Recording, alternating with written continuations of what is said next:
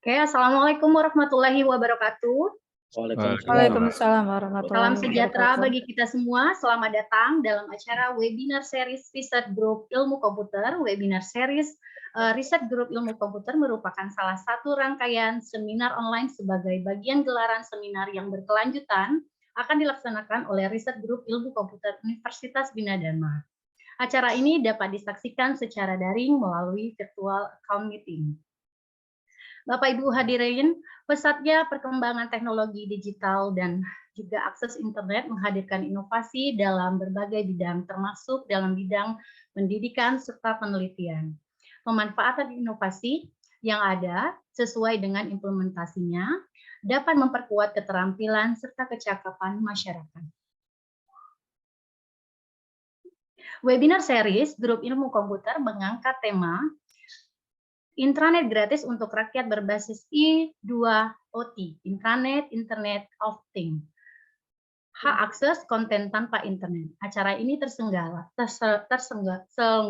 kerjasama PT Warung Internetku dengan grup riset dan MOOC dan IS. Acara ini turut dihadiri oleh Dekan Fakultas Ilmu Komputer. Selamat datang Bapak Dr. Tata Sutabri, serta Bapak narasumber kita yaitu Bapak Aswibowo Astomo Eskom. Terima kasih Bapak atas kehadirannya. Langsung saja untuk mempersingkat waktu, acara akan dimulai dengan mendengarkan lagu Kebangsaan Indonesia Raya.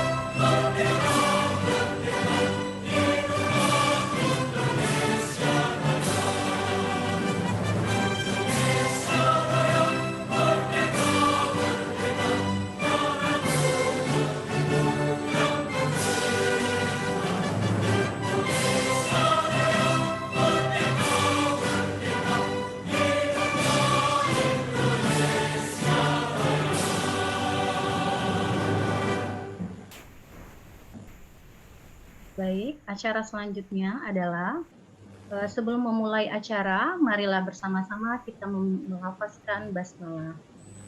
Bismillahirrahmanirrahim.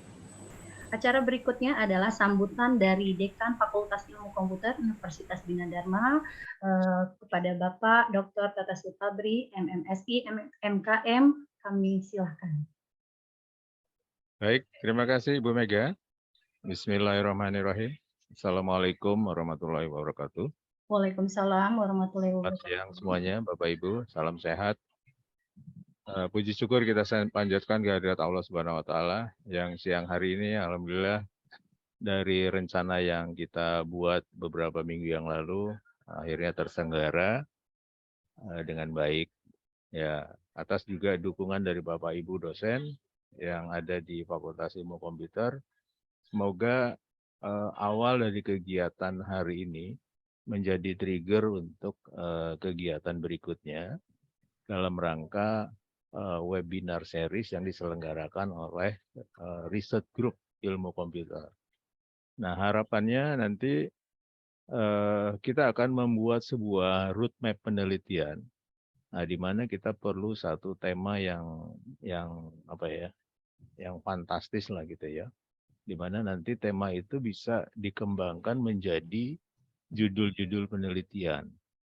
Nah, oleh karena itu saya coba menghadirkan nih seorang pakar yang memang memiliki kompetensi. Dan saya kenal baik dengan beliau, namanya Bapak Aswibowo Astomo. Tapi lebih dikenal, dipanggil dengan nama Pak Bowo, nama sayang ini Pak Bowo. Pak Bowo. Iya, panggil aja Pak Bowo.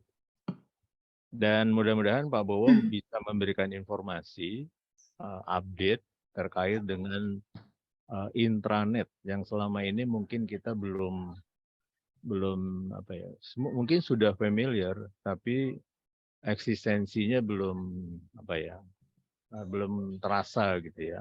Karena selama ini kita selalu menggunakan internet, bukan intranet.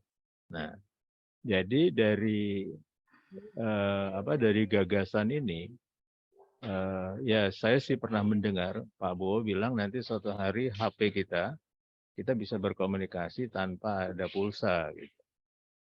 Ya, kelihatannya sederhana kalimat itu dalam pemikiran yang yang sederhana juga. Tapi kalau kita kaji lebih mendalam lagi, itu ternyata menjadi banyak turunannya gitu ya. Jadi sehingga itu akan menjadi satu topik penelitian yang berkelanjutan. Nah, di mana harapannya Bapak Ibu bisa mengembangkan terus sehingga menjadi sebuah penelitian yang berkelanjutan. Nah, harapannya nanti webinar series ini Bapak Ibu akan dilanjutkan. Mungkin saya minggu depan akan ini menjadi bagian dari webinar ini, dan saya berharap juga Bapak Ibu yang juga sudah punya topik untuk didesiminasikan di dalam kegiatan webinar ini, itu silakan menjadi ini ya, menjadi bagian dari rencana kami di Reset Group untuk mengisi kegiatan webinar series ini. Jadi harapannya nanti webinar series ini akan saya buat dalam 1 tahun penuh di 2023 dari Januari sampai Desember. Jadi judulnya udah kita tayangkan nih Bapak Ibu. Jadi itu juga sebagai sarana promosi. Mungkin suatu hari kita akan undang orang dari luar atau mahasiswa untuk bisa mengikuti webinar ini. Bahkan nanti acuannya begini Bapak Ibu. Jadi bukan hanya dosen yang boleh memberikan materi seminar atau webinar ini dalam proses desiminasi penelitian, tapi saya akan ajak juga mahasiswa, alumni gitu untuk menjadi bagian dari webinar ini. Sehingga judul-judul penelitian itu akan banyak, dan apa yang kita webinarkan hari ini itu bisa diteruskan dalam satu tulisan jurnal yang mana itu bisa menjadi terbit ya, bisa terbit di jurnal mungkin Sinta 2 atau Sinta 3 gitu, dan bahkan itu juga bisa menjadi kinerja dosen, masih dimasukkan menjadi kinerja dosen. Nah, harapannya kegiatan webinar series ini akan terus berkelanjutan, nggak berhenti sampai hari ini aja. Nah, mudah-mudahan dengan narasumber yang saya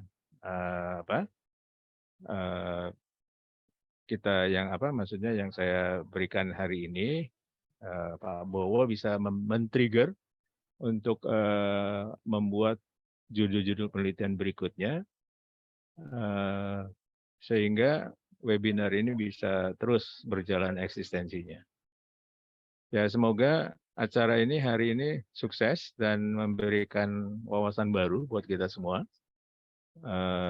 Dan saya banyak terima kasih kepada Pak Bowo nih sudah meluangkan waktunya.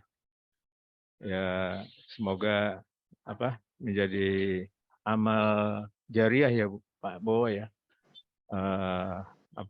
Sharing ilmu dengan teman-teman dosen di Universitas Bina Dharma Palembang. Ya, kalau usia kayaknya sih lebih tua Pak Bowo nih, lebih senior Pak Bowo ya. Jadi saya nggak ada apa-apanya nih. Ya. Sama, Pak. Ya, baik, mungkin untuk menyingkat waktu, saya dengan mengucapkan Bismillahirrahmanirrahim, acara webinar series di awal bulan November ya, tepatnya pada tanggal 4 November 2022 ini, secara resmi saya buka dan semoga berkelanjutan. Saya tutup. Wassalamualaikum warahmatullahi wabarakatuh. Waalaikumsalam. Assalamualaikum warahmatullahi wabarakatuh. Terima kasih Bapak Tata Sutabri atas sambutannya. Masuk ke acara inti, sebelum penyampaian materi, ada baiknya saya memperkenalkan narasumber kita pada siang hari ini. Narasumber kita kebetulan adalah owner dari PT Warung Ilmu Intranetku. Yang terhormat Bapak Aswibowo Astomo Eskom. Apa kabar Bapak? Alhamdulillah baik Bu Mega. Alhamdulillah sehat ya Bapak ya. Selanjutnya untuk moderatornya untuk acara hari ini adalah Bapak Dr. Tata Sutabri MMSI MKN. Buin aja. Boleh nanti dipandu ya Bapak ya. Buin aja. Iya baik. Enggak, tadi saya udah koordinasi sama Buin aja, nggak apa-apa. Oh oke. Oh ya baik Pak. Biar nggak borongan. Oh iya. Baik Pak kalau begitu Pak. Baik, untuk acara selanjutnya adalah penyampaian materi dengan tema materi yang akan disampaikan adalah intranet gratis untuk rakyat berbasis I2OT. Internet of Things. Akses konten tanpa internet. Durasi waktu penyampaian materi yaitu 30 menit ya Bapak. 35 menit mohon maaf. Dan Bapak Ibu hadirin sekalian, apabila ingin mengajukan pertanyaan nanti boleh di sesi tanya jawab. Kami persilakan untuk Bapak Aswi Astomo, waktunya kami silakan. Terima kasih kepada Dr. Pak Tata Sutabri atas saya diundang oleh sahabat saya yang terbaik nih. Ya, dari khusus untuk bidang perguruan tinggi. Jadi saya kenal cukup lama, bersahabat juga cukup lama, tapi emang Pak Tata ini fokus di dunia perguruan tinggi. Nah, sedangkan saya adalah praktisi. Jadi mungkin ya to the point aja sih, kalau ada kasus ya saya langsung bergerak, modelnya seperti itu. Nah, boleh saya slideshow ini? Boleh Bapak, silakan. Ya, sudah terlihat Bapak Ibu? Ya, jelas Pak Wo. Oke, jelas ya. Oke, terima kasih. Assalamualaikum warahmatullahi wabarakatuh. Waalaikumsalam. Salam sejahtera buat kita semua. Waalaikumsalam warahmatullahi wabarakatuh. Sehat selalu. Ya, kita emang dalam kondisi apa? Ya, keadaan ekonomi, keadaan kita juga masih terlarut dengan adanya pandemi selama hampir 3 tahun terakhir ini gitu. Sekarang kita bahas masalah IT yang terjadi di dunia ini. Sebenarnya simple sih. Mohon maaf, tapi nanti saya agak sedikit minum karena saya lagi agak gatel tenggorokan ya, kebanyakan ngomong terakhir ini gitu. Mohon maaf nih. Ya, nggak apa-apa. Lancar. Oke. Jadi apa sih yang terjadi di Indonesia itu? Sekarang emang sudah saatnya digitalisasi gitu. Nah, digitalisasi ini sebenarnya sudah banyak dilakukan sejak kita menggunakan fasilitas komputer yang ada gitu loh. Dokumen-dokumen ya, yang itu sudah sebuah digitalisasi pada dasarnya. Hanya saja banyak yang belum mengerti pengembangan dari digitalisasi ini. Nah, saya bergerak di IT manajemen dan konten. Ya, jadi apa sih yang harus dikerjakan di salah satu perguruan tinggi maupun di institusi pendidikan. Tapi terus terang saya banyak menghandle di dunia pendidikan karena di level sekolah itu masih banyak yang harus perlu diedukasi mengenai hal-hal IT yang ada. Sudah. Ini pengalaman saya. Lagi aku tidak boleh masuk.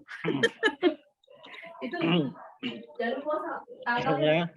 Mungkin ada ini suara bisa di hostnya. Jadi Saya di di-mute. Oke, saya lanjutkan. Ini pengalaman saya. Saya dulu kuliah bekerja ya, karena saya dulu di jurusan teknik mesin tapi gagal, drop out. Lalu saya ngambil kuliah di Gunadarma. Ini sama Pak Tata juga pernah juga di Gunadarma. Lalu di dalam Gunadarma itu kebetulan saya bekerja. Jadi punya usaha bekerja, lalu juga mengembangkan yang namanya software house. Jadi kalau orang bilang pada saat itu adalah model sekarang adalah startup. Nah saya dulu bikin aja gitu ya, nggak ngerti itu apa startup itu ya, karena saya pengen ada suatu usaha untuk punya modal, punya duit sendiri lah gitu ya. Nah, lalu saya bikin aplikasi yang kita buat bersama tim, pada dasarnya itu TSIS, ya, tim sistem ya. Jadi ada 4 orang, itu senior dari STEMIK Gunadarma. Lalu setelah selesai dari perguruan tinggi EMA ya, lalu masuk ke salah satu perusahaan. Nah dari sini saya banyak mengamati dari segi manajemen. Jadi di perusahaan Nielsen itu dulu namanya Survei Riset Indonesia SRI ya. Lalu saya dididik di situ data-data administrasi, konten, dokumen itu harus tersimpan selama 1 abad. Nah, luar biasa gitu. Itu tahun 96. Ya, saya nggak mengerti pada saat itu kenapa bule-bule itu berpikir harus tersimpan selama 1 abad. Nah, yang terjadi adalah saat ini yang namanya big data. Ya, untuk dianalisa, untuk proses riset, penelitian, karena itu semuanya adalah basis data. Nah, basis data inilah yang sangat penting untuk pengembangan di segala lini, baik itu kedokteran, baik itu jalan dan sebagainya. Nah, lalu karena saya nggak diem, akhirnya di tahun 2003 saya buka sebuah rental yang namanya e-learning. Ya, itu bermula dari saya bermain ke dunia pendidikan. Itu pengalaman hidup saya, nanti saya ceritakan lebih detail kalau ada yang nanya ya gitu. Nah, sebenarnya teknologi itu ada 2 ya. Di Indonesia itu hanya dikenal yang namanya IoT, Internet of Things. Nah, pada dasarnya itu secara basic adalah intranet. Jadi intranet itu sangat penting. Sampai saat ini dunia tetap gunakan intranet. Nanti di mendekati akhir slide, siapa aja sih yang menggunakan intranet? Pasti nanti akan terkejut bahwa kita nggak menyangka bahwa si dia itu menggunakan teknologi intranet. Jadi intranet ini sebenarnya local area network yang pada dasarnya sudah ada di kampus, sudah ada di sekolah, sudah ada di perkantoran. Jadi tidak asing kalau misalnya di fakultas perguruan tinggi itu pasti dibahas yang namanya intranet. Tapi karena era sekarang yang didengar adalah internet, ya mau nggak mau semua penulisan ilmiah, semua yang buat programmer, semua bisnis arahnya ke internet. Tapi kita lihat nanti apa yang terjadi dengan intranet saat ini. Di dunia industri juga menggunakan I2OT, yaitu Industrial Intranet of Things. Jadi di dalam suatu industri tetap yang namanya intranet tetap digunakan itu. Karena itu tujuannya mengontrol sistem secara lokal. Jadi apapun dunia industri kayak pabrik ya, robot itu semuanya pada dasarnya adalah intranet. Jadi intranet itu sangat kuat di dunia ini gitu. Nah, ini yang harus diperjelas oleh kita ini yang dimana di Indonesia hanya ditanamkan yang namanya internet. Nah, ini yang perlu didasarin adalah dokumen itu adalah aset. Nah, di Indonesia ini belum nih. Jadi digital itu dianggap bukan aset.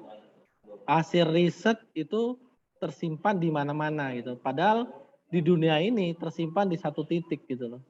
Nah, itu mereka mengambil informasi-informasi itu tersimpan di luar negeri, akhirnya mereka menganalisa keadaan di dunia ini gitu loh. Nah, akhirnya mereka bisa menganalisa seperti Indonesia 20 tahun yang akan datang seperti apa gitu. Nah, kalau kita tidak, kita dokumen-dokumen kerjaan, dokumen hasil riset, apapun tersimpan di mana-mana sehingga fakultas lain tidak bisa melihat hasil riset fakultas lain gitu loh. Tidak terintegrasi. Padahal itu sayang banget gitu, hasil riset ekonomi pada dasarnya bisa digunakan oleh riset fakultas ilmu komputer. Ya, suatu desa, suatu kabupaten seperti apa itu bisa dianalisis kedua belah pihak. Nah, seperti itu nanti ke depannya. Jadi aset itu adalah dokumen yang paling sangat berharga. Sekarang menjadi persoalan yaitu human resource. Nah, kita kadang-kadang menjadi smart people ini, smart yang cerdas ini seperti apa sih? Kita gunakan teknologi sudah oke, udah canggih, ternyata tetap aja gitu loh, masih ke basic lagi gitu. Kita punya peralatan-peralatan tinggi itu, tapi kembali lagi cara memanfaatkan secara mengoptimalkan belum bisa gitu. Dan di selain human resource adalah infrastruktur dan aplikasi. Nah, ini yang paling penting adalah kedua belah pihak ini infrastruktur mana yang duluan. Kalau kita bikin aplikasi, infrastruktur nggak ada ya percuma. Tapi kalau kita duluan infrastruktur, tapi kalau nggak ada aplikasi, ya sama juga gitu. Jadi harus berjalan seiringan. Nah, di dalam suatu institusi ya yang menjadi prioritas adalah SDM. Makanya tadi pengembangan HRD atau human resource itu menjadikan hal yang paling utama. Lalu ada sistem jaringan, lalu ada yang namanya smart local server hingga 15 tahun. Ya itu minimal kalau saya hanya berpikir 15 tahun dulu deh kita belajar untuk menggunakan data-data yang ada. Lalu ada database, itu kebutuhan sekolah atau kampus. Lalu ada smart library, lalu ada smartphone yang menggunakan tanpa internet, lalu ada LMS dan sebagainya. Ini kebetulan tulisan saya di tahun 2010 untuk di dunia pendidikan. Nah, universitas itu nggak jauh beda dengan yang ada di sekolah. Karena nanti ke sekolah juga akan menggunakan kampus juga bisa menggunakan yang namanya teknologi e-money. Jadi kalau misalnya ke kantin sudah menggunakan tab yang ada. Lalu di perguruan tinggi nanti arahnya juga energi terbarukan. Yang dimana di atas atap ada solar cell yang ada gitu. Jadi penghematan energi yang ada. Nah, kebetulan di Jakarta sudah banyak mobil-mobil listrik di jalan-jalan raya gitu. Jadi memanfaatkan energi terbarukan sudah mulai. Jadi nanti kampus, sekolah, di atas atap ada solar cell. IT di sekolah itu sekarang udah rumit. Jadi banyak aplikasi yang harus dikembangkan. Makanya saya lihat anak-anak kampus bikin aplikasi, tapi sayang aplikasi yang bagus-bagus yang ada jarang bisa diterapkan di sekolah gitu loh. Padahal bisa berfungsi sangat banyak, bisa dimanfaatkan untuk kepentingan yang sangat sederhana aja. Misalnya pembuatan database. Nah, database siswa itu sebenarnya simple. Ya, mereka dari suatu sekolah nggak bisa mencari data-data alumni yang ada gitu. Ya, sebenarnya itu bisa dibikin dengan cara yang mudah. Jadi semakin kompleks yang ada. Persoalan yang ada di universitas maupun ada di sekolah adalah akses internet. Pasti akses internet di kampus, kalau diakses bareng-bareng, saya tanyakan dan saya survei di banyak sekolah dan kampus, itu selalu ngeluh.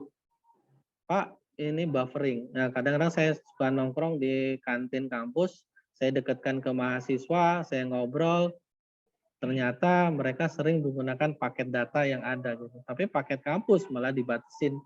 yang ada, dan sehingga mahasiswa tidak bisa mengakses internet yang disediakan oleh kampus. Karena ternyata emang lemot gitu loh, buffering dan sebagainya. Nah, ini suatu persoalan di Indonesia gitu.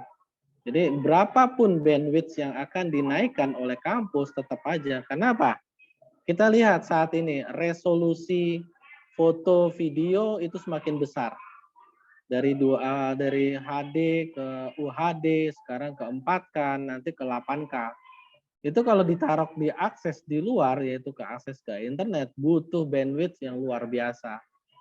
Jadi nggak akan cukup kalau kita sudah menaikkan bandwidth internet, bahwa itu semua akan bisa kita akses dengan normal. Tidak. Nah, ini sudah saya buktikan hampir 15 tahun terakhir ini tetap akses internet tetap lambat gitu. Apalagi di kampus ya. Kadang-kadang ada 75.000, 10.000, 20.000 mahasiswa yang ada. Dan saya juga kadang-kadang melihat anggaran di kampus luar biasa, menyentuh per tahun M. Jadi itu juga belum bisa menyelesaikan masalah yang ada. Yang perlu kita bangun pada dasarnya intranet ada ini. Jadi ini adalah local storage yang kita bangun. Pemikirannya sama kok dengan YouTube atau Google Drive, ya, atau OneDrive. Mereka nggak punya konten, nggak punya bahan ajar, nggak punya segalanya, tapi mereka punya penyimpanan. Jadi mereka sebenarnya diuntungkan dengan memasukin konten-konten dari manapun. Nah, ini yang seharusnya kita bangun gitu. Jadi kita bangun yang namanya server lokal dengan storage yang cukup besar nanti, ya, sesuai dengan kebutuhan. Nah, nanti semuanya akan tersimpan di satu titik. Jadi kalau kita berpikir seperti kalau kita membangun toren, sumber air gitu ya. Nah, itu akan menyimpan air-air lalu kita distribusikan. Nah, sama persis dengan server, yaitu server lokal.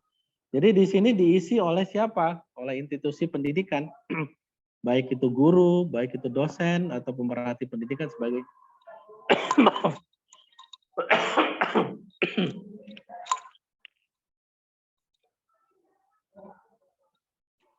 Nah, jadi modelnya seperti ini. Ini harus menjadi syarat utama.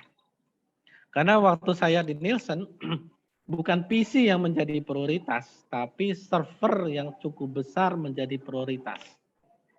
Dan anggarannya juga nggak main-main, karena nanti hasilnya luar biasa gitu loh. Nah, ini yang menjadi faktor di suatu perguruan tinggi sekolah, buat apa membangun yang namanya local storage yang ada. Kan ada Google Drive, ada Cloud dan sebagainya. Tapi itu kan keluar aksesnya, tapi ini aksesnya adalah ke dalam, ke basis, ke lokal. Nah, ini yang kita bangun pada dasarnya, misalnya kita buat data center atau sekolah atau kampus, ya bebas storage dari 10 tera, 20 tera, atau 50 tera, 100 tera itu bebas. Lalu ada aplikasi. Nah, di sini ada aplikasi yaitu smartphone tanpa SIM card, ya, lalu ada memori tanpa internet dan sebagainya.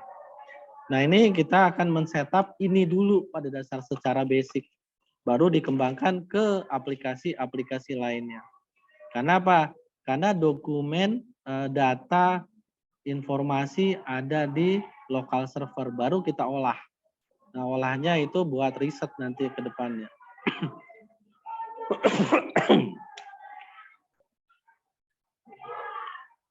Lalu aplikasi.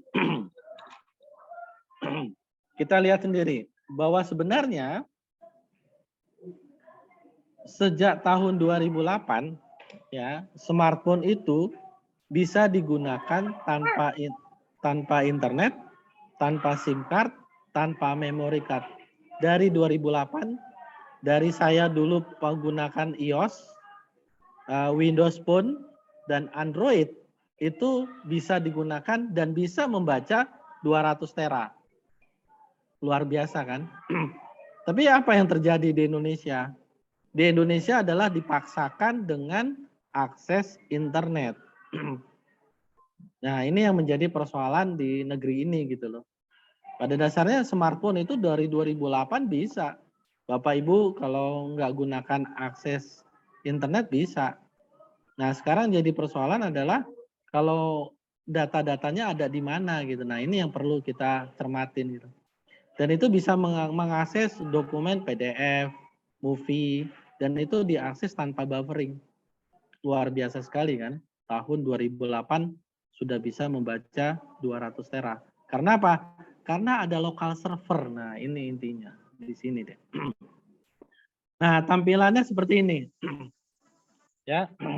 Jadi pada dasarnya sangat mudah, hanya basis seperti file explorer saja. Jadi tinggal copy paste ke dalam satu server. Misalnya Bapak Ibu punya data di laptop ya, hasil karya sendiri, mungkin juga bisa dari manapun ya, video segala macam ya tinggal copy paste. Lalu diakses seperti itu, seperti file explorer aja. Nah, uniknya konten yang ada di server itu saya proteksi agar tidak bisa dibuka di laptop dan PC untuk user publik agar tidak tercopy. Jadi misalnya Ibu punya file-file bagus-bagus nih. Nah, taruh aja di server, nanti mahasiswa atau masyarakat umum itu bisa menggunakan konten tanpa akses internet dan nyaman. Ya, apapun bisa digunakan gitu loh. Nah, ini tampilan yang ada di smartphone yang ada. Oke, saya next lagi. Kita tahu di dalam perguruan tinggi ada perpustakaan. Dan itu banyak sekali konten-konten yang berbasis CD interaktif yang ada gitu ya.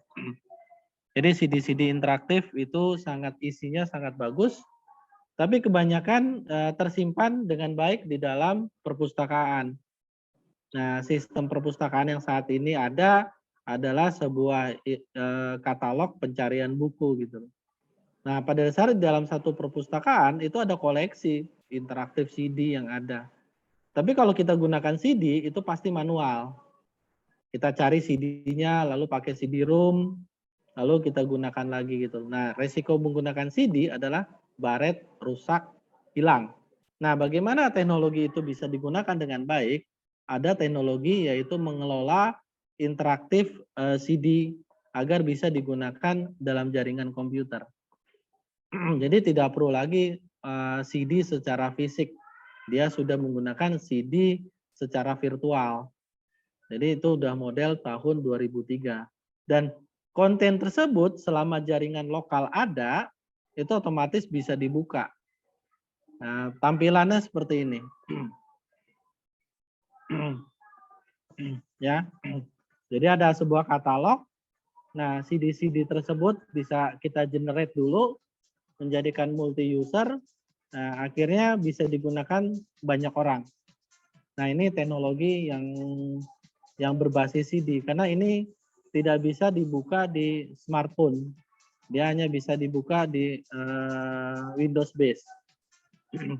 Jadi apapun pembelajaran tutorial yang berbasis IT, kedokteran, manajemen, film itu juga bisa dibuat seperti ini. Jadi apapun bisa kita gunakan. Kenapa? Di sekitar kita sudah banyak konten kok. Kita kumpulkan konten-konten yang ada, ya sudah bisa jutaan konten tersedia di kampus itu sendiri gitu.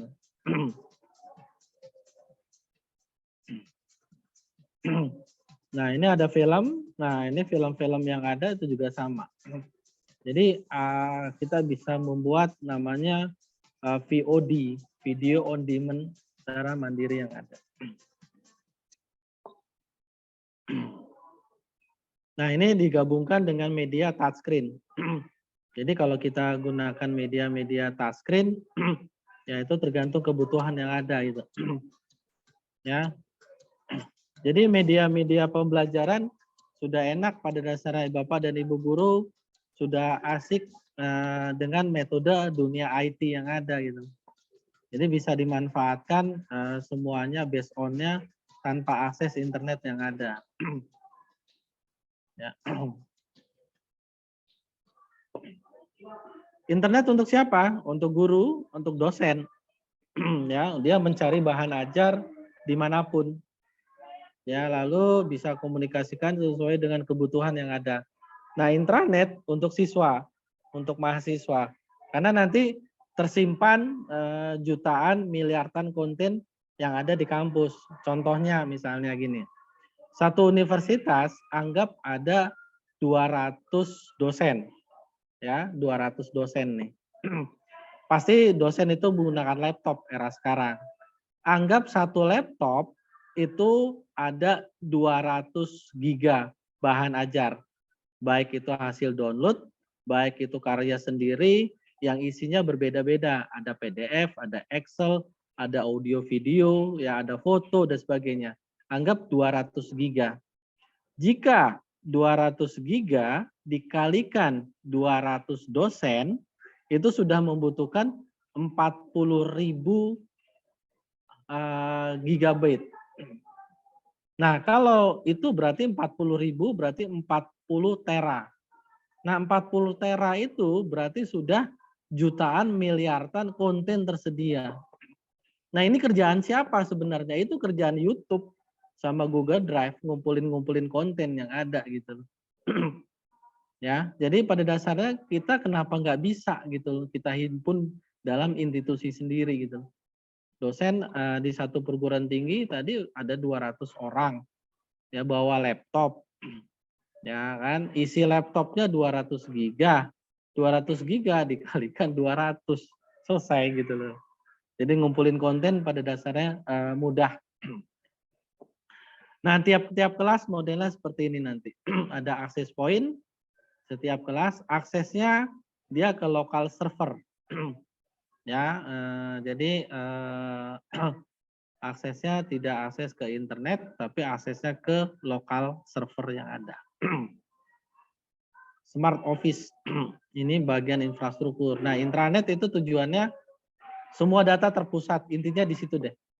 Lalu mengintegrasikan jaringan yang ada, baik itu printer, scanner, smartphone, smart TV, proyektor, dan sebagainya. Nanti kerjanya pertukaran data akan lebih hemat.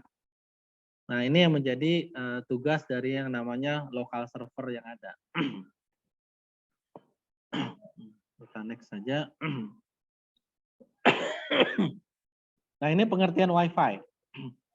Wi-Fi itu kadang-kadang orang beli Wi-Fi, kadang-kadang nggak pernah membaca buku manualnya. Memang buku manual kadang-kadang sulit dicari, tapi kalau kita lihat suatu produk di internet, ya perusahaan itu bisa mengeluarkan yang namanya berapa user yang akan bisa diakses oleh Wi-Fi tersebut.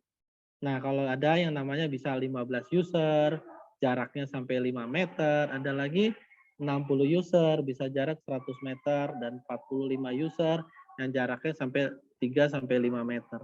Bahkan ada yang sampai 300 meter, bahkan ada yang sampai 2 kilo gitu.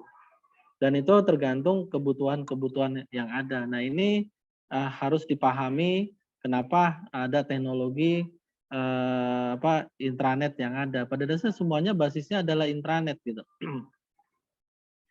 Untuk kita next saja, ini masalah. Nah ini, jadi infrastruktur semua ya itu semuanya adalah basisnya intranet. TCP/IP itu adalah intranet pada dasarnya.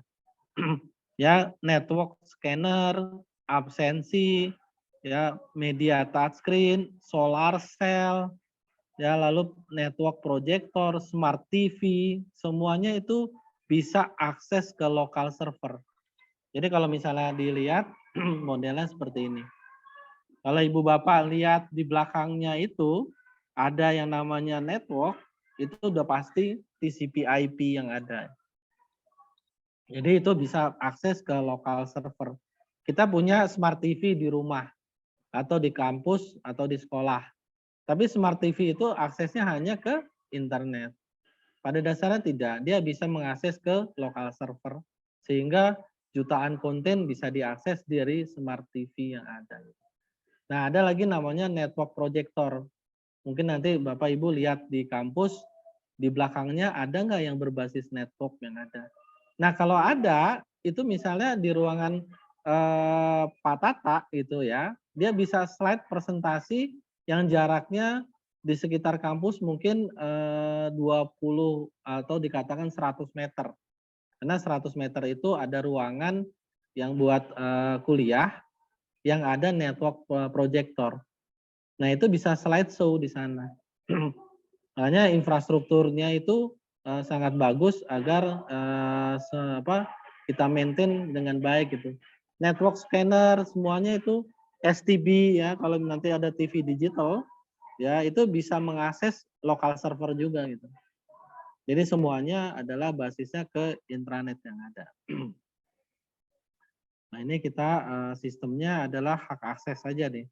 Jadi karyawan tidak akses ke PC atau ke drive D misalnya ya. Tapi dia aksesnya ke server, yaitu ke domain dokumentasi itu ada terdiri 6 tera dan sebagainya. Siapa aja sih menggunakan intranet? Kita lihat. Ternyata Boeing kalau Bapak Ibu naik pesawat terbang, ya di belakang layar itu ada yang namanya LED. Bapak Ibu bisa nonton film-film yang disediakan oleh Boeing. Dan kursinya itu ada kabel network yang ada gitu. Dan ini dibangun adalah mini server dan tentu storage-nya kecil.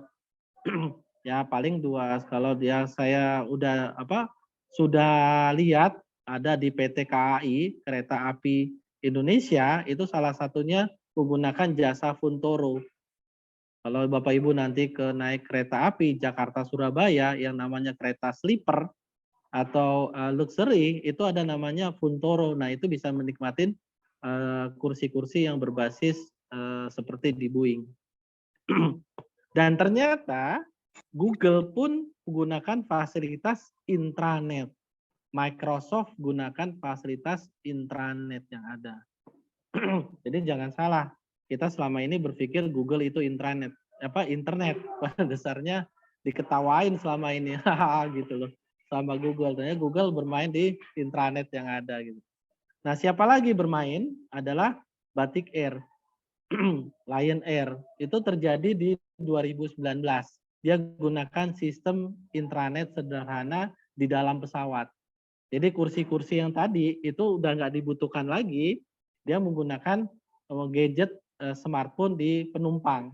Nanti penumpang bisa naik pesawat, bisa nonton film menggunakan smartphone masing-masing. Jadi di pesawat itu ada WiFi khusus yang di-setup oleh Airv Indonesia, itu punya Belanda, bisa menikmati konten-konten selama perjalanan di udara yang ada. Pada saat pandemi di Amerika itu hampir rata-rata bisa digunakan tanpa akses internet. Jadi di Indonesia ini masih dipaksakan dengan akses internet gitu loh. Saya hanya sedih aja duit triliunan dari Kemendikbud habis ke luar negeri. Pada dasarnya kita bisa kok buat dengan sederhana. Cina gunakan fasilitas intranet. Jadi kalau Bapak Ibu ke negara Cina itu otomatis jarang bisa menikmati yang namanya YouTube atau Google Drive. Karena emang diblok sama sekali. WA semuanya nggak ada. Yang ada adalah WeChat. Jadi semuanya basisnya adalah intranet komunikasi di dalam negara Cina. Facebook sekarang menggarap yang namanya intranet. Rusia semuanya mau putus jaringan internet dunia. Gunakan intranet. Singapura, Korea, LinkedIn, dan semuanya gunakan fasilitas intranet yang ada gitu. Jadi intranet ini luar biasa sampai sekarang gitu. Jangan hanya berpikir bahwa internet itu paling jaya, salah. Jadi sebenarnya kita harus berkolaborasi 2 sistem, yaitu I2OT, intranet, Internet of Things. Ya, jadi tergantung kondisi, situasi dan lingkungan yang ada. Di dunia sekarang cloud to intranet. Jadi di Indonesia yang namanya cloud masih berbasis internet. Padahal di luar negeri udah dianggap suatu ketinggalan gitu ya. Dia ngebahas bagaimana close. Jadi kalau situ adalah virtual private network lah, VPN pada dasarnya itu adalah sistem intranet yang ada gitu. Nah ini menjadikan bahan teknologi yang saat ini terus berkembang yang ada gitu. Kita tahu bahwa sebenarnya fiber optik dan access point itu bukan internet, tapi diedukasi bahwa fiber optik dan access point itu internet. Nah ini adalah, maaf kalau saya bahasanya agak sedikit kasar, adalah pembodohan publik sejak lama. Ya, kalau kita matiin internet, misalnya di kampus nih, matiin internet aja. Ya, di satu titik pasti kan pakai internet, matiin. Apakah WiFi yang ada di sekitar kampus berguna? Pasti jawabnya tidak. Nah ini yang menjadi masalah di Indonesia. Jadi dianggap bahwa WiFi itu adalah internet. Ini salah banget. Makanya saya gemas dengan bangsa Indonesia bahwa sebenarnya kita harus mulai dari diri sendiri aja gitu. Lakukan perubahan agar konten-konten tidak lari ke luar aksesnya. Nah ini selama ini saya mengerjakan intranet di banyak institusi pendidikan, termasuk di perguruan tinggi. Ya, itu sudah banyak dari sejak 2006 saya sudah mulai untuk membangun basis intranet yang ada. Nah, ini salah satu sekolah perguruan tinggi universitas mempunyai jaringan ke sekolah-sekolah yang ada sehingga jaraknya 9 kilo, 5 kilo itu menggunakan fasilitas intranet. Ya, tentu ini bekerja sama dengan ISP yang ada gitu. Jadi lokal server yang ada di kampus itu bisa diakses oleh tingkat SD dan SMP dan SMA. Ya, jadi dia punya bank data besar nanti dibangun di situ menggunakan akses ke internet. Nah, saat ini saya insya Allah dikasih kepercayaan untuk membangun DKI, ya terutama tingkatan SMP, tapi ini masih proses panjang, ya masih perlu edukasi. Jadi kita membereskan satu sekolah dulu deh. Nah, satu sekolah intranetnya udah beres, satu sekolah intranetnya udah beres, satu sekolah intranet beres. Lalu nanti kerjasama dengan ISP yang mempunyai fiber optik di Jakarta. Nah, sehingga nanti fiber optik itu bisa dibuat tanpa akses internet. Nah, sehingga orang tua dulu yang namanya Jardiknas itu bisa terwujud jaringan pendidikan nasional. Antar sekolah itu bisa saling melihat yang ada. Dan ini bisa digunakan di perguruan tinggi juga. Misalnya contohnya di perguruan tinggi Universitas Bina Dharma, itu kerjasama dengan Universitas Palembang, Universitas apa, itu bisa saling terintegrasi tanpa harus koneksi ke internet yang ada. Itu luar biasa yang ada, karena fiber optik itu bukan internet prinsipnya. Nah sekarang alhamdulillah ada zonasi, ya, jadi siswa nanti bisa akses ke lokal server yang dibangun oleh sekolah, dan itu mungkin sekolah membangun yang namanya outdoor tower dan ada wifi-nya, nah sehingga jarak 1-2 kilo siswa bisa mengakses konten-konten yang ada di sekolah gitu. Dan ini bisa dimanfaatkan sama penduduk-penduduk ya di sekitar situ gitu. Karena kontennya tentu tidak bisa di-download atau dibuka di laptop atau di PC. Nah, itulah teknologi yang ada gitu.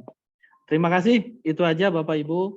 Mungkin kita bisa berdiskusi, mungkin saya juga ngasih kadang-kadang suka kelewat, suka ketinggian. Nah, kita coba untuk berdiskusi apa sih dari pengetahuan kita selama ini. Terima kasih. Assalamualaikum warahmatullahi wabarakatuh. Waalaikumsalam warahmatullahi wabarakatuh. Terima kasih Pak Aswibowo Astomo. Sangat menarik sekali materi webinar kita hari ini. Saya juga baru mendengar ya Pak ya, I2OT ini ternyata menggunakan intranet ya, Internet of Things. Baik, untuk Bapak Ibu dosen Fakultas Ilmu Komputer, apabila ada yang ingin ditanyakan ke Pak Aswibowo, disilakan. Langsung aja ya Bapak Ibu kalau Pak misalnya Bowo mau. aja Bu In manggilnya. Oh ya, iya langsung saja Bapak Ibu dosen jika ada yang ingin ditanyakan ke Pak Bowo, tolong dihidupkan mic-nya dan diaktifkan kameranya gitu. Silakan Bapak Ibu.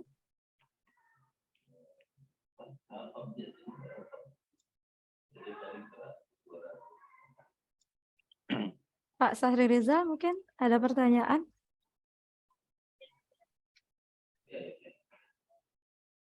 Oke, Pak Suyanto biasanya Pak Suyanto banyak nih yang akan ditanyakan. Silakan monggo Pak Suyanto.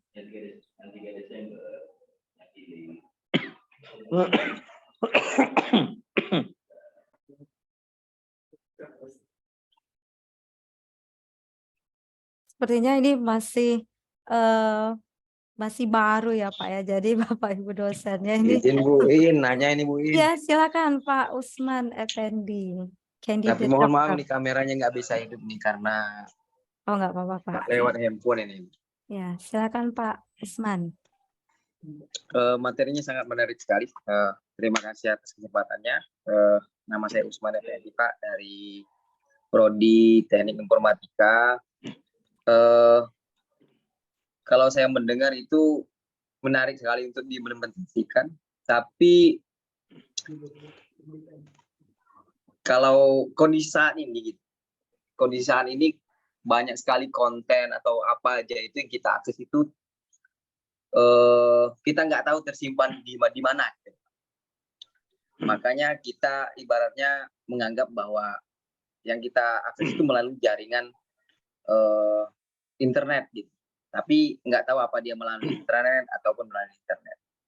Nah, untuk sebuah kota misalkan seperti itu, kalau ingin mengimplementasikan jaringan intranet misalkan untuk semua komunitas di kota itu, selain dari jaringan dari pengguna melalui tower atau melalui jaringan apa saja yang di dekat mereka, apa saja sih yang sebenarnya yang harus sebenarnya disiapkan gitu. Karena gitu tadi Pak, karena kita nggak tahu data itu sebenarnya tersimpan gimana gitu. Cara kita untuk meletakkan data itu sehingga bisa diakses melalui intranet itu gimana gitu loh Pak. Ibaratnya supaya itu tidak dapat terimplementasi. Mungkin itu aja Pak. Terima kasih Pak atas penjelasan. Baik, terima kasih Pak Usman. Boleh saya jawab Bu? Silakan Pak Bowo. Oke, terima kasih Pak Usman pertanyaannya. Jadi gini Pak, pernah nggak si Menteri Keuangan negor Google bahwa server-server itu harus ada di Indonesia? Pernah, tapi terkait pajak ini. Oke. Nah, sekarang semua server itu ada di Indonesia, Pak. Server Google, server TikTok, server Temasek Singapura, server Alibaba, itu big storage yang gede banget, Pak. Adanya di Cikarang, ada di Bekasi dan Bogor. Jadi sebenarnya mereka tuh sudah bermain local storage udah sejak lama pada dasarnya, tapi digebrak sama Sri Mulyani bahwa dia nggak bisa menanganin pajak kalau servernya ada di luar negeri. Makanya dia wajibkan harus turun dan tersimpan di Indonesia. Nah, bisnisnya apa? Dia nggak punya kabel. Selama ini kan tentu mereka kerjasama dengan yang punya kabel. Ya, kabel itu dari mana? Ya dari kayak, maaf saya bilang, kayak First Media, My Republic, Biznet, IndiHome, dan sebagainya. Atau XL, Indosat, segala macam. Mereka itulah yang mengeluarkan bisnis traffic. Jadi mereka bagi hasil. Aku bukakan channelnya, kontennya ada di tempatku. Aku nyambungin ya, nyambungnya kemana ya, tergantung bisnis yang akan terjadi. Nah itulah bisnisnya internet. Padahal servernya ada di Indonesia, gitu loh. Kayak makanya pernah dengar nggak kasus Netflix sama Telkom sama IndiHome? Nah itu kenapa Netflix nggak mau di Indonesia gitu? Karena butuh investasi besar. Makanya akhirnya nggak jadi kan di Telkom membangun ya Netflix di Indonesia gitu loh. Jadi seperti itu Pak keadaannya. Jadi kita emang nggak tahu ternyata kalau Bapak bergaul sama ISP itu ternyata mereka sudah menyediakan server-server yang ada gitu loh. Kan luar biasa aksesnya. Kita sebenarnya bisa bikin contohnya ya kayak di saat ini ya di mana di RT RW net dah yang mungkin populer ya. Nah itu sebenarnya sudah dibikin karena apa jaringannya kan itu FO mereka punya atau tower. Ya cuman mereka kan nggak punya konten. Kontennya dari mana? Ya terpaksa akses ke internet. Tapi kalau misalnya kita bikin storage ya penyimpanan dan kita kumpulkan konten-konten itu sehingga berhentilah di di kampus atau di RT RW net misalnya gitu loh aksesnya gitu Pak Usman. Paham nggak ya? Jadi infrastruktur itu emang perlu dibangun dulu baru bersama dengan lokal server dan lokal server baru ke aplikasi. Oke Pak Usman? Ya Pak, siap. Terima kasih Pak. Baik, untuk pertanyaan selanjutnya silakan Bapak Ibu yang ingin menanyakan karena ini materinya temanya sangat menarik ini. Silakan Bapak Ibu yang mau bertanya, monggo. Ya, Izin Bu Pak Ii, Ilman. Ya, silakan Pak Ilman. ini bingung ya mau bertanya atau boleh dikatakan pertanyaan atau bukan. Dulu kita pernah ada nih, jaringan intranet ya, intranet mungkin samalah IoT. Tahun 2007 itu ada inherent, jadi artinya jaringan intranet perguruan tinggi waktu itu digagas oleh Dikti. Bina Dharma salah satu yang mendapatkan hibah tersebut. Betul. Ya 2007 sampai 2010. Salah satu yang konten yang dibagi waktu itu lumayan banyak Pak. Jadi kita bisa Zoom kalau sekarang ini, kalau dulu telekonferensi, Ya. kemudian berbagi bandwidth, kemudian sharing data waktu itu dengan ITS, dengan UGM. Tapi di kemudian hari mungkin ini inherent ini project ini mati ya kembali karena ya padahal infrastruktur yang ditanam waktu itu lumayan besar ya waktu itu. Nah sebenarnya konsep ini sangat menarik kalau dikembangkan di perguruan tinggi lagi. Tadi ada EduTube. Nah ada beberapa juga yang saya pernah lihat di beberapa akses point itu bisa kita memasang eksternal hard disk. Nah dan kita bisa nge-share video-video. Jadi mungkin benar kata Bapak tadi ada konsep RT RW net, kita download semua film-film itu bisa kita share di komunitas kita sendiri. Mungkin seperti itu nanti konsepnya. Jadi Ya. kalau ada akses point ya jadi yang kita bermain di sini bukan main internetnya, cuman akses dari intranet tadi. Ya, jadi untuk ke pengembangan selanjutnya di Bina Dharma ini sendiri ya mungkin sangat pas Pak ya.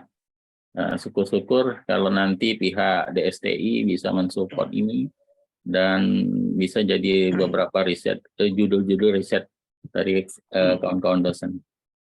Mungkin itu aja Pak. Mungkin ada berbagi sharing aja nih Pak. Betul Pak Pak Ilman ya. Iya Pak. Pak Ilman betul sekali Pak. Jadi inherent itu sudah dibentuk antar kampus pada dasarnya. Ya. Tapi saya lihat nggak bisa berkembang karena dalam institusi kampus itu lama-lama tertutup Pak. Nah. Karena mereka nggak mau membuka skripsi ya, Iya, benar. nggak mau ngebuka sehingga mereka sudah close akhirnya gitu. Itu yang terjadi yang saya perhatikan dunia kampus seperti itu. Nah, yang sekarang saya gini, saya duduk di Smart City Bandung di manajemen seluruh fiber optik se-Jawa Barat itu bisa digunakan tanpa internet, Pak. Nah, dalam waktu 1 bulan, 2 bulan itu sudah bisa digunakan. Tapi apa yang terjadi? Saya didepak oleh petinggi-petinggi Smart City, lalu karena mereka apa? Mereka ketakutan karena basisnya mereka kerjasama dengan ISP yang di mana bermain dengan internet. Benar. Nah, gitu Pak. Jadi mereka khawatir, sangat khawatir kalau intranet ini secara lokal membudaya dan itu bisa besar, itu akan mematikan dan bisa menurunkan bandwidth asing. Nah, saya sebenarnya bercita-cita seperti itu Pak sejak dulu. Karena saya lihat, maaf kalau saya buka di Nielsen, saya mengelola kurang lebih hampir 500 tera Pak. Nah, itu data Indonesia ada di itu semua Pak. Saya mengelola 1.500 komputer dengan tenaga 5 orang IT, 500 PC itu untuk data entry 24 jam. Jadi koran, data apapun di entry sehingga kita bisa menghasilkan sebuah big data yang cukup besar. Nah, saya big data itu di tahun 2000 dan hasil penjualannya, hasil riset yang ada, waduh Pak, miliaran sekarang. Makanya saya ketawa aja, data-data di Indonesia diambil oleh pihak luar gitu loh. Nah, makanya saya berharap kampus-kampus itu coba berpikir, nggak usah keluar dulu deh, antar fakultas dulu diintegrasikan, ya, saling berbagi antar dosen, mahasiswa bisa mengakses konten-konten di luar fakultasnya. Mungkin saya sebagai ilmu komputer, tapi saya bisa nggak ya belajar buka video-video di fakultas ekonomi, seperti itu. Tapi saya bisa nongkrong di fakultas kedokteran. Jadi saya nongkrong di fakultas kedokteran, tapi saya bisa buka bahan ajar yang ada di fakultas ilmu komputer maupun fakultas yang lain. Nah, seperti itu Pak. Jadi nggak usah berpikir keluar dulu, memperbanyak kaya akan konten lokal. Benar Pak. Sepakat Pak. Yap. Bu Iin. Oke, baik. Nanti tanggapan ya, mungkin tanggapan kemudian sharing juga dari Pak Ilman mengenai dulunya kampus kita itu menggunakan sebenarnya menggunakan media intranet ini gitu ya. Baik, ya karena waktunya sudah tinggal beberapa menit, mungkin ini sudah ada warning dari Ibu Megawati gitu ya. Boleh saya share sedikit? Ya, silakan Pak. Ya, contohnya tadi yang bahas masalah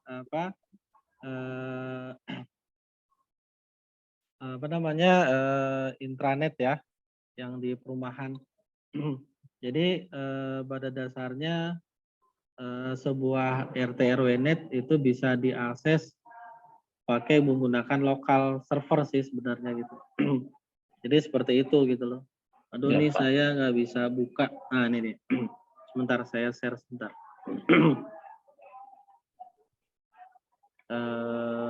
Perumahan ya. Kelihatan ini slideshow saya Pak tampilannya? Kelihatan Pak. Kelihatan ya. Nah ini ada perumahan yang saya setup ya. Tadinya internetnya sendiri-sendiri nih. Lalu saya buat yang namanya internet bersama. Ya seperti RT RW net lah. Tapi saya di sini tidak ada bisnis. Nah ini yang terjadi saya men-setup lokal server. Tadinya lokal server itu adalah 2 tera. Nah sekarang tumbuh besar menjadi 10 tera. Apa yang terjadi di dalam server di lokal ini? Nah ini kegiatan RT RW, kegiatan PKK ibu-ibu, kegiatan lebaran, kegiatan kerja bakti, kegiatan foto, video Natalan dan sebagainya ada di sini. Termasuk di sini tersimpan hasil-hasil download yang ada dari warga-warga yang ada. Dan luar biasa, ada 3.500-an film box office. Karena tersimpan tadinya di rumah masing-masing, sekarang tersimpan bersama. Nah itulah, akhirnya Gratis, mereka gratis Pak, untuk warga sendiri kok. Jadi itu, jadi mereka sudah enak, bandwidth mereka internet nggak merasa terbuang, merasa cukup banget, bahkan berlebih, tapi dia akses konten di lokal semua, dikonekkan ke smart TV yang ada. Nah itulah fungsi dari salah satu di tingkat perumahan yang ada. Oke, itu aja. Terima kasih. Ya, mungkin sedikit aja nih. Waktunya masih 14.46 ya, sampai jam 3 ya, Bu? In? Ya Pak. Iya. Ya, Pak. oke. Mohon maaf. Mohon maaf Pak. Ya. Waktunya sudah. Sudah. Ya. Ya.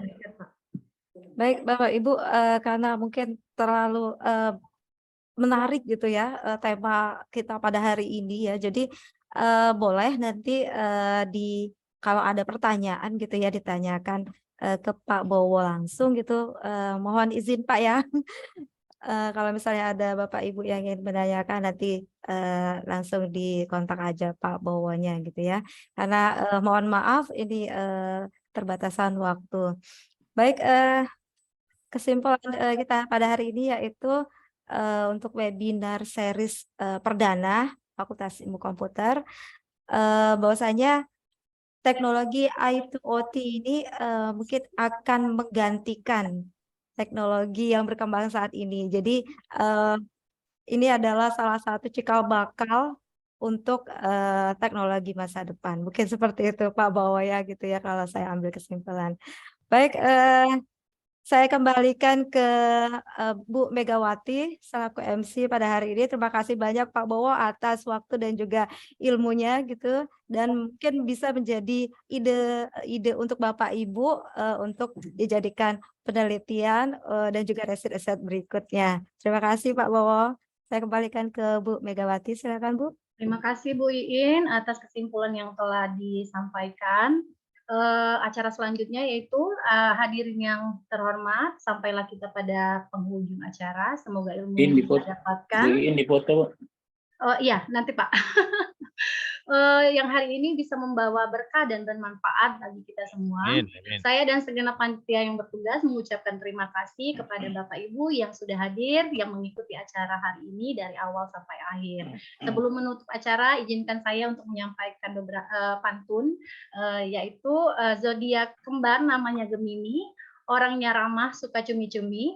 Webinar berakhir sampai di sini, salah dan janggal mohon maklumi. Cakep. Satu lagi Pak, biru laut biru laut kolam paus pandai menyelam. Cakep. Dari lubuk hati yang paling dalam kami tutup webinar dengan salam. Wassalamualaikum warahmatullahi wabarakatuh.